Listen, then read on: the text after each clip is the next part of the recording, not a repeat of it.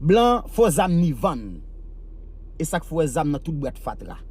Wal nan plan nan di wala, ou zam koke, ou zam nan vitrine ou di moi mais ça ou prendre.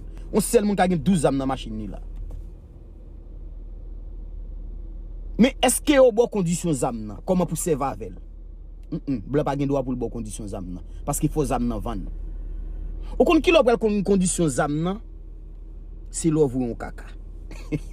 C'est là où vous un caca et puis c'est là ça ou kon toute condition zam nan te nan moun. Di facile. Ou pas besoin de papier et puis ou al de ou la wach ton zam. Blanc bo accès ou ka gen 12 zam nan machine nou, ka koune ki pral nan guerre. Mais blanc pas jamais mettre chita avant le vent nous zam nan pour dou, mais comment pour se vavel? Li pas gen droit pour dou ça parce que blanc faut zam ni vendre.